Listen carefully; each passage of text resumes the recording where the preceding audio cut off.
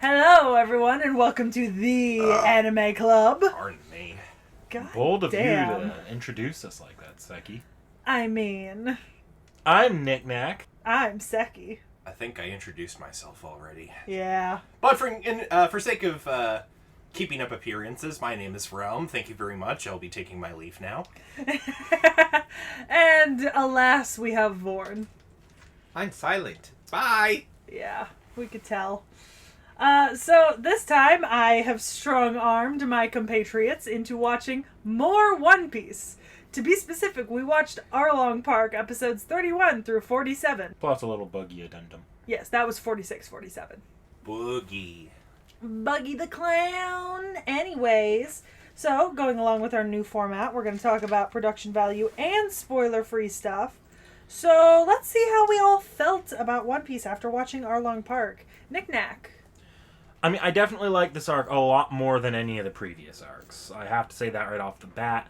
The story just felt a lot more focused and centered on an actual conflict that meant something to people within the crew.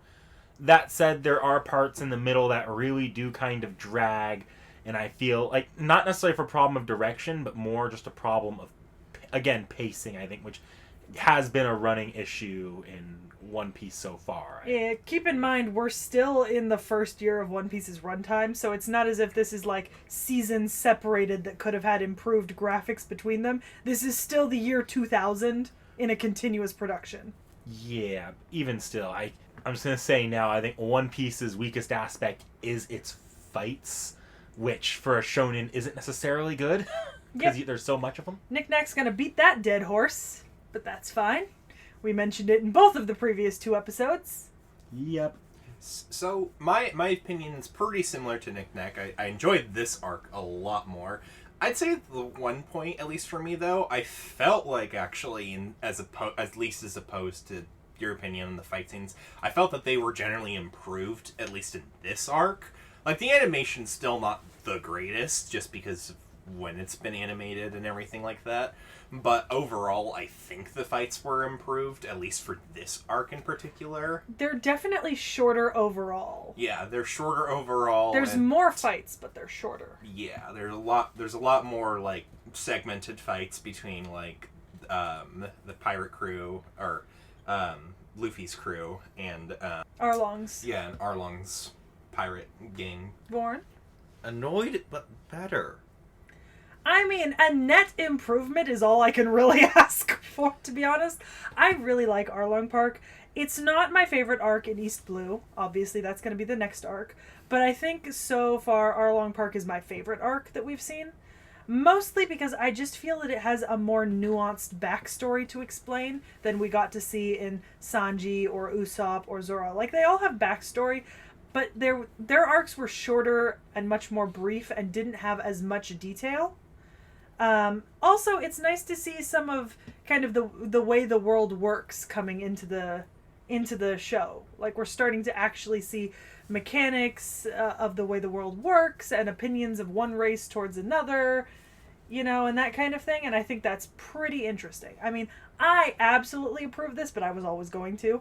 So I know we're for sure still sitting on 3 approved here. Vorn, where are you at on this at the moment? Like, did this make up enough for this to be decent? No. Barely. Almost. Okay. But no. So I have hopes for Logtown then. I have hopes. So we're sitting still at where we were before, B3, or, unless Realm, did you drop to a meh here? No. I didn't think so based off your explanation. No. Yeah. Although, just another side anecdote, considering the rather lackluster introduction to Usopp and Sanji, it can tell who Oda's favorite character is by this point. I'm not gonna give away spoiler, but I will say, like One Piece has obviously over 900 episodes at this point. We do come back to Sanji later for like a much bigger arc in a lot more detail. Oh yeah, like we come back to Sanji later. Yeah, like I saw like little bits. I obviously didn't read too much into it. Mm-hmm. But there are definitely some things, like, with Sanji that definitely do develop. Yeah. So I just want to bring up a quick little tangent, I'd say, because it doesn't actually factor into my overall thoughts on the show. It's just something I noticed. That first episode just... And this is not, like, actual criticism of the show overall, but that more just an observation. That first in-between episode between Baratier and Arlong Park, 31. Yeah. the animation on that was a bit oof.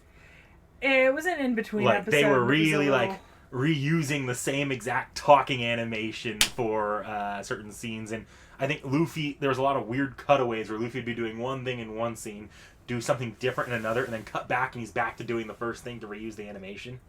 Yeah, I mean, we've talked about animation in previous episodes, right? Yeah, And we're this going to is- talk about it again now, but I think, like I mentioned about 2 minutes ago, maybe less, is that, so this is 2000 still. So this anime started coming out in 1999, and it's a continuous releasing anime. So it comes out every week of the year, pretty much, unless there has to be a break for Oda himself. So, I mean, we're still in the first year of production, in the year 2000. So obviously there's a lot of kind of, you look at it and you think, wow, this isn't as good as Demon Slayer, but there's a good reason for that. I mean, I'm not comparing it to Demon Slayer. I'm comparing it to the rest of the anime, even though they're in between episodes. Yeah. This one in particular just felt rough and is the only time so far in the anime I've been like, ooh, I'm a little bit worried. Yeah. This is also still pre where Oda knew for sure that the anime was going to go longer than Alabasta. Because the original ending point of the anime was supposed to be, or the manga even, was supposed to be the Alabasta arc, which is a big arc coming up. So this is kind of in the in-between when he didn't know if it was going to go further. So funding's still kind of weird. So one other thing that I will say honestly about like this like general arc and everything like that, a lot of time for me was saved actually watching this because they reused like so many scenes. So I could basically like predict it on a dime. I go to the next episode. There's about like 3 minutes worth of recap. Yeah. And then Yeah, big recaps. big recap, and then there's maybe about 5 minutes of the next fight scene, and then there's a cut, and then they recap that again, and then that's Like, if we're another bringing 3 up minutes. modern conveniences that spoiled me, it's the recent cutout of a lot of recap. But if you then look at contemporary anime like Dragon Ball Z, I mean, the 3 minute to 5 minute recap at the beginning of an episode, par for the course. Dragon Ball Z does it as well. Naruto does it as well. I mean, that's the next time on Dragon Ball Yeah. Z. This time on Dragon Ball Z. Like, I think it's just an observation right now for the far future that I kind of hope by the time we get closer to modern day that they cut it out a little bit, or at least cut it down a little bit. It's definitely cut down in the in-between episodes. However, there is still an element of recap in long fight arcs in the later series. So like Dressrosa has a fair bit of recap, but that's because in Dressrosa the crew is kind of split up into a couple different groups, and it'll follow one for a couple episodes, and then when it flips back to the other group, it'll do a brief recap of where we were last. And if you're watching it on a constantly releasing scale, if you didn't watch about this crew for like 5 or 6 weeks, you were watching like Luffy, and then all of a sudden you get put back to like Sanji, then a little bit of recap to kind of figure out where you were last with Sanji makes sense. If you're watching it weekly, it doesn't make sense if you're binging. But if No. you're watching it weekly, it makes sense. And they do cut the superfluous recapping of like every episode having Even huge still, recaps. it's just a bit ridiculous that it feels like 5 minutes of a 22-minute episode is mostly skippable. Okay, well, I legitimately cannot wait till I show these people Dragon Ball. I am gonna feel so vindicated by showing these people Dragon Ball. When we get to that point, Dragon Ball is going to be just as bad for it too. That doesn't mean it'll make this one good for it. Yeah. Yeah, and I mean, I'm not honestly really complaining about the recap. It saved me a lot of time watching all 17 episodes in one go. Yeah. I was able to cut what would normally be like a 22-minute episode down to like a 15 17, minute, yeah. like 17 to 15-minute episode just by cutting out all the recap. Yeah. Especially if I skip the ending, which that's another like 2 minutes saved right there. So I actually watched the ending a few times, and I thought it was really cute. I watched it once. It I was a cute liked little what they ending. do at the ending. So they have this song playing, and I do like the ending song. It's nothing spectacular, but I do like the ending song. And they basically, it's a pretty bog standard animation of like the characters as kids running, with like a flashback in the background. Like you see Luffy and you see where he comes from, and then you see Zoro and you see Kuina and his sword master. You see Usopp and you see everything that happened in Usopp's arc kind of in like a brief flashback. I thought that was kind of cool. I liked it a lot. It was a neat little animation. I was fairly impressed with that compared to what some anime of the time do, where it's just flashes of the episode or scenes or just the OP playing sped up or something. Yeah. Which brings us to possibly our favorite part of today's discussion, the OP. So this is our third One Piece submission. And and One Piece doesn't actually change opening songs till the next episode, 48. So we're still on the same opening song, We Are. But we already covered We Are in Japanese and English, so I think it's time to talk about the magnum opus of One Piece openings. Honestly, I feel like this is just a good time to talk about 4Kids in general, because... Yeah, so yayo, everyone. The One Piece rap. The infamous One Piece rap is the opening that was used in the 4Kids English dub of One Piece, which only went till the end of the Alabasta arc, and then that dub was discontinued. So it doesn't actually cover anything past that. And they use the same rap opening for this entire 150 episode segment, rather than readapting a different opening like opening 2 or 3, which played during that same space of time in the Japanese. And the only change they make is to just add an extra line for the 2 characters that we meet as we go along off of the base. And it is godlike. As far as bad raps go, it's pretty good. Yeah. And I mean, that kind of brings us into 4Kids. So none of us watched the 4Kids dub. But No. So 4Kids released One Piece, and they really fucked it up. Like, they cut out some episodes. Anytime that they're... In the first arc, there's a section where Helmeppo pulls out a gun, and instead it's like a mechanized punching machine that extends like an accordion to punch people instead of shooting them. There's one character that, in One Piece, shoots another character on the spot, and they switch it to just them pointing at the character. Yeah, and Sanji doesn't smoke in the 4Kids dub. He just sucks on lollipops the whole time. So they, butchered this show. It is impressive. They also say Zolo instead of Zoro. Being fair, though, that's a pretty... It was a that's mistake. It's not necessarily a mistake, just an alternate translation, really. But it was the same mistake. It was the same alternate translation mistake that was made in the original publication of One Piece into English, and it was later fixed.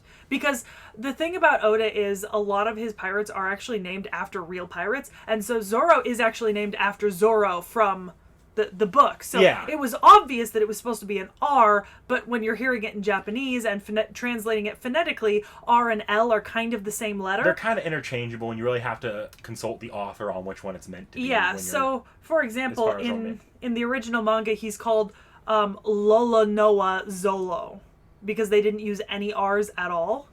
And they did fix that later, because it's Roranoa Zoro. But yeah, that was a fun incident. But yeah, 4Kids fucked this show over. If you watched the 4Kids, you probably didn't even get the same content we did. It was really bad.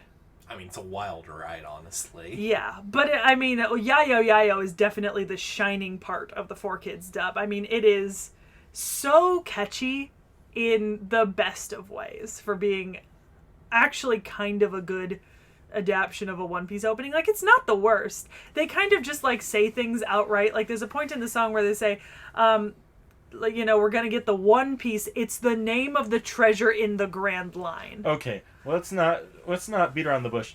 It's pretty terrible. Yeah. You don't get rap like that and be good. No. It's not great. But hey, it spawned one of the catchiest memes out there. Yeah. It's just memed to hell and back so much that we can look at it and kind of laugh at it and sing along to it. And very catchy. I commented when we talked about We Are in English and Japanese, We Are is a really catchy opening. The actual opening for this show. But Yayo is also very catchy.